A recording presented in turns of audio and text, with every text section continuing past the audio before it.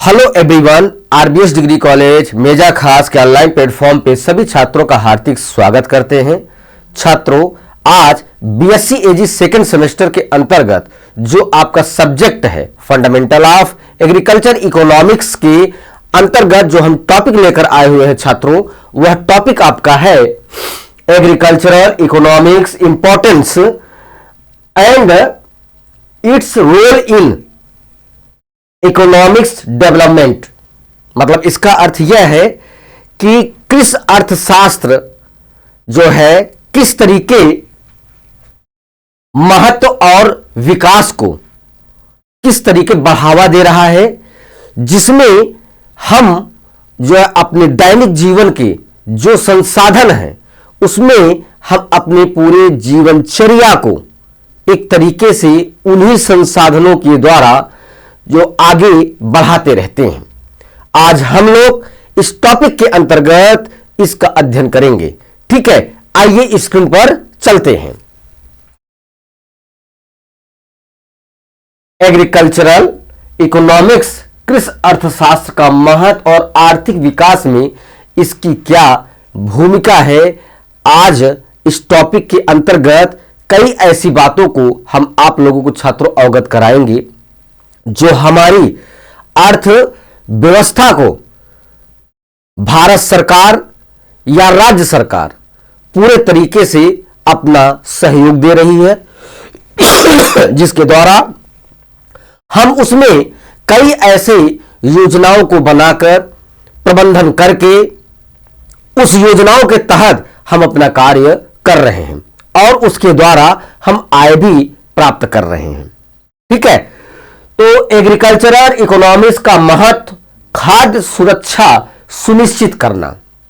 मतलब कहने का अर्थ यह है छात्रों कि जो हमारी खाद्य सुरक्षा है, जो भारत सरकार कहती है कि हमारे इस भारतवर्ष में कोई भूखा न सोने पाए, सभी को खाद्य की जो है व्यवस्था होनी चाहिए, सभी को खाद्य की जो है प्रबंधन होना चाहिए, जिससे वह अच्छे तरीके से खाना खा सकें और अपने कार्य को वह आगे बढ़ा सकें। तो कृषि अर्थशास्त्र यह अध्ययन कराता है, कृषि अर्थशास्त्र यह अध्ययन कराता है कि सीमित संसाधनों में जो हमारे पास सीमित संसाधन है, ठीक है, भूमि, श्रम, पूंजी का उपयोग कैसे अधिकतम उत्पादन के लिए एक विकास किया जाए, जिससे खाद्यान्न उत्पादन बढ़ता है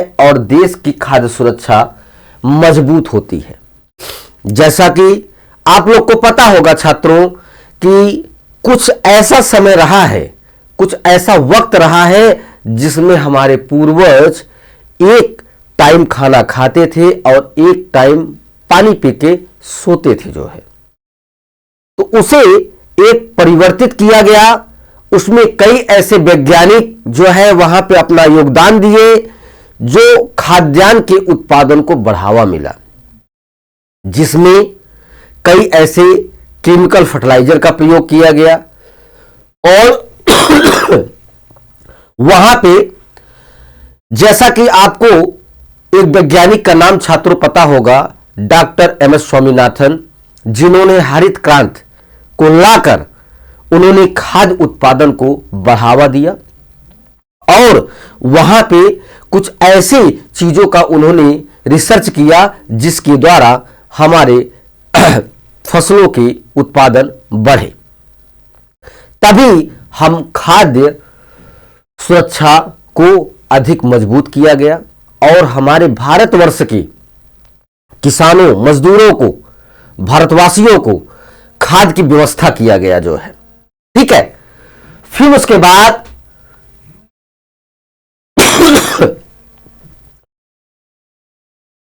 खाद्य सुरक्षा और स्थिरता कि जो हमारी खाद्य सुरक्षा है उसे कैसे स्थिरता में बना के रखा जाए।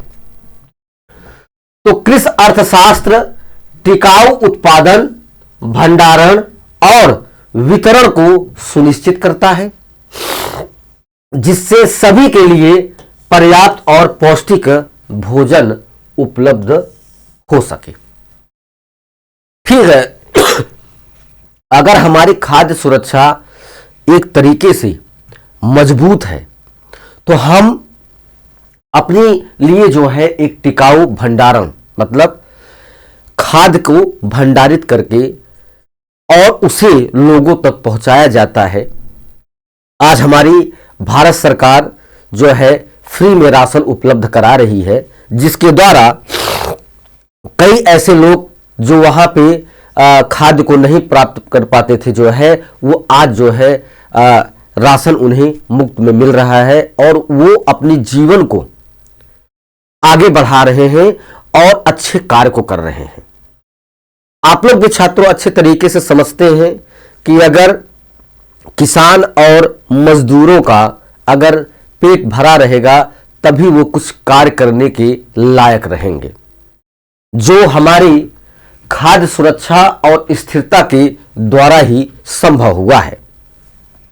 फिर उसके बाद संसाधनों का इष्टतम उपयोग, कि संसाधनों का इष्टतम उपयोग किस तरीके किया जाए।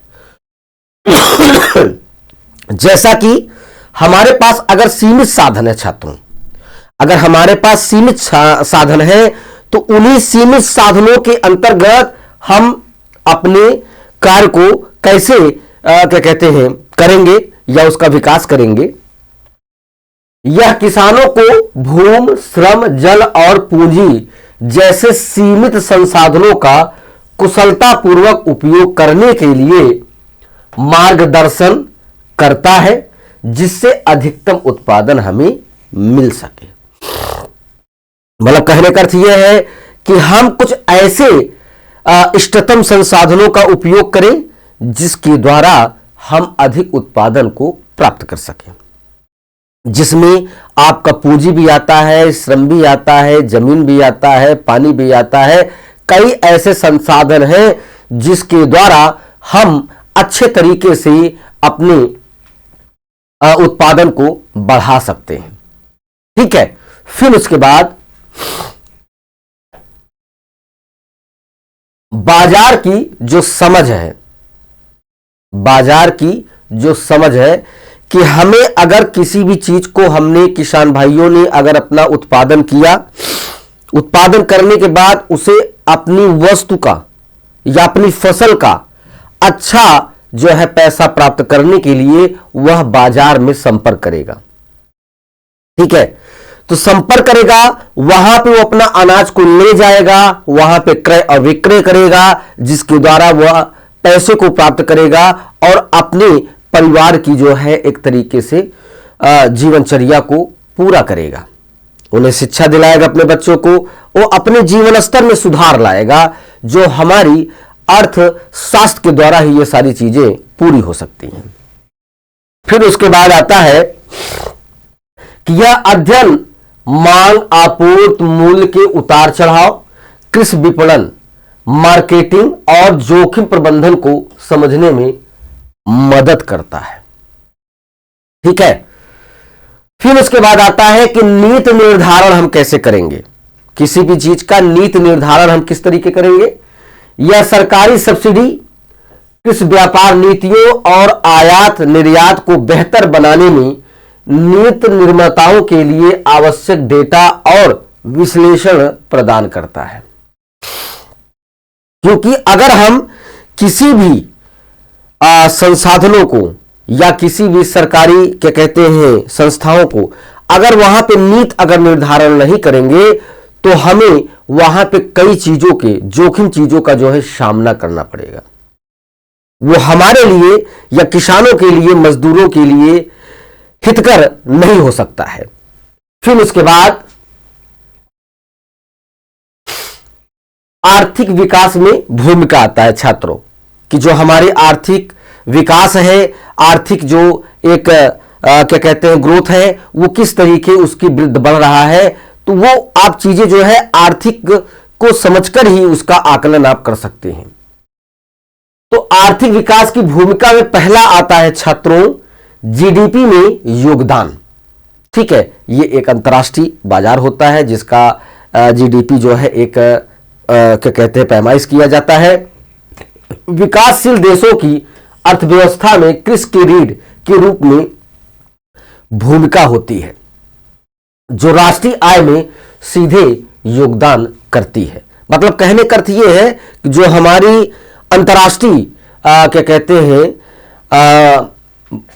विकासशील देशों की जो अर्थव्यवस्था है, राष्ट्रीय आय है, वह हम केवल जीडीपी के योगदान के द्वारा ही उसका आकलन और आंकड़े को व्यवस्थित रख सकते हैं। ठीक है। फिर उसके बाद रोजगार का सृजन आता है छात्रों, कि हमारे कृषि अर्थशास्त्र में किस तरीके हमें रोजगार की उपलब्धता मिलेगी। तो कृषि क्षेत्र में सबसे अधिक लोगों को प्रत्यक्ष और अप्रत्यक्ष कृषि प्रसंस्करण, परिवहन, रोजगार प्रदान करना, जिससे ग्रामीण लोग गरीबी को कम हो सके। ठीक है। क्योंकि आप भी बहुत अच्छे तरीके से छात्रों समझते हैं कि हमारी जो ग्रामीण जो है, ग्रामीण मजदूर हैं, ग्रामीण के जो लोग हैं, वो आज भी बहुत गरीब हैं, क्योंकि उनके पास सारी योजनाएं अच्छे तरीके से उपलब्ध नहीं मिल पाती हैं, जिसके कारण वह गरीब है। क्योंकि उन्हें रोजगार नहीं मिल रहा है, उन्हें अच्छी शिक्षा नहीं मिल रही है, उन्हें अच्छा विकास करने का अवसर नहीं मिल रहा है। तो ये आप मानिए कि उनके लिए तो गरीबी कम ही है, बहुत गरीबी वह है, क्योंकि गरीबी उन्हें दिखती है। और जो लोग रोजगार के सृजन में है, शिक्षा के अच्छे अवसरों में है, जिन्हें अच्छे अवसर मिल रहे हैं, तो उनके लिए कोई दिक्कत नहीं है। ठीक है। फिर उसके बाद औद्योगिक विकास छात्रों, हमारी राष्ट्रीय अर्थव्यवस्था में या एग्रीकल्चर अर्थव्यवस्था में औद्योगिक विकास का बहुत बड़ा योगदान होता है। ठीक है। तो कृषि आधारित उद्योग जैसे चीनी हो गया, टेक्सटाइल को कच्चा माल उपलब्ध कराकर औद्योगिक विकास को सहारा देती है छात्रों। फिर आता है विदेशी मुद्रा। कृषि उत्पादकों के निर्यात से विदेशी मुद्रा की प्राप्त होती है, जो देश के आर्थिक विकास में सहायता करता है। फिर आता है कि संसाधनों का कुशल उपयोग कैसे किया जाए, फसल में किस क्षेत्र में और किस तकनीक से अधिक लाभ और उत्पादन मिलेगा, इससे भूमि, पानी और पूंजी का बेहतर प्रबंधन संभव हो सकता है। जो हमारे जो भी सीमित संसाधन है, उसे हम अच्छे तरीके से अगर प्रयोग करें। फिर उसके बाद किसानों की आय में वृद्धि छात्रों किस तरीके होगा, मूल्य निर्धारण, लागत विश्लेषण, बाजार संरचना और कृषि नीतियों का अध्ययन करके किसानों को उचित मूल्य और लाभ दिलाने में सहायता मिलता है, जिसके कारण से किसानों की आय में वृद्धि होती है। कृषि नीति निर्माण में सहायक हो, सरकार को न्यूनतम समर्थन मूल्य, एमएसपी, सब्सिडी, ऋण, बीमा और विपणन सुधार जैसी नीतियां अपनाने में कृषि अर्थशास्त्र मार्गदर्शन देता है, जिसके द्वारा हम कृषि में नीति निर्माण करके हम अपने विकास को आगे, आर्थिक विकास को आगे बढ़ाते हैं। फिर ग्रामीण विकास को बढ़ावा। कृषि अर्थशास्त्र ग्रामीण रोजगार, गरीबी उन्मूलन और जीवन स्तर में सुधारने की महत्वपूर्ण भूमिका निभाते हैं। फिर उसके बाद आर्थिक विकास में कृषि अर्थशास्त्र की भूमिका अदा कैसे की जाती है। राष्ट्रीय आय में योगदान। कृषि क्षेत्र के कई विकासशील देशों में जीडीपी का महत्वपूर्ण हिस्सा है। यह उद्योग के लिए कच्चे माल प्रदान करता है, जिससे हम कपास, गन्ना, जूट इत्यादि चीजें जो है उद्योगों को जो है कच्चे माल के रूप में उपलब्ध कराते हैं, जिसके द्वारा हम अपनी राष्ट्रीय आय में काफी योगदान अदा करते हैं। रोजगार का सृजन। अगर हमारे औद्योगिक जो है क्या कहते हैं मजबूत हैं, उन्हें अच्छा कच्चे मालों की उपलब्धता हो रही है, कच्चे चीजों की उपलब्धता मिल रही है, तो रोजगार चलेगा, औद्योगिक क्षेत्र चलेंगे, तभी वहां पे रोजगार का सृजन होगा। तो कृषि और उससे जुड़े क्षेत्र जैसे डेयरी हो गया, मत्स्य हो गया, पशुपालन बड़ी आबादी को रोजगार प्रदान करता है। ठीक है। फिर औद्योगिक विकास का आधार, औद्योगिक विकास का आधार कृषि क्षेत्र उद्योगों के लिए बाजार भी तैयार करता है, किसानों के लिए आय बढ़ाने से उपभोग बढ़ता है, जिससे औद्योगिक उत्पादों की मांग हमेशा बढ़ती रहती है। फिर उसके बाद आता है कि विदेशी मुद्रा का अर्जन हम कैसे करें। ठीक है। तो कृषि उत्पादों चाय, कॉफी, मसाले, चावल आदि के निर्यात से विदेशी मुद्रा हमें प्राप्त होती है। पूंजी निर्माण कृषि क्षेत्र से अधिशेष सरप्लस प्राप्त करें, उसे औद्योगिक और बुनियादी ढांचे के विकास में निवेश किया जा सकता है, जिससे हमारी पूंजी का ठीक ठाक तरीके से निर्माण हो सकता है।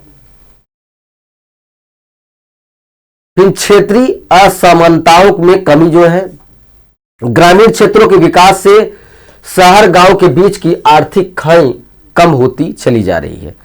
अगर हमारे ग्रामीण क्षेत्रों का छात्रों अच्छे तरीके से वहां पे संसाधनों की उपलब्धता हो, अच्छी शिक्षा हो, अच्छे रोजगार हो और अच्छे अवसर हो, तो वहां पे जो शहरी और ग्रामीण की असमानता है वह हमेशा के लिए दूर हो जाएगी। ठीक है। यह टॉपिक यहां पे समाप्त होता है। सभी छात्रों को धन्यवाद। अगले टॉपिक के साथ उपस्थित होंगे। ठीक है।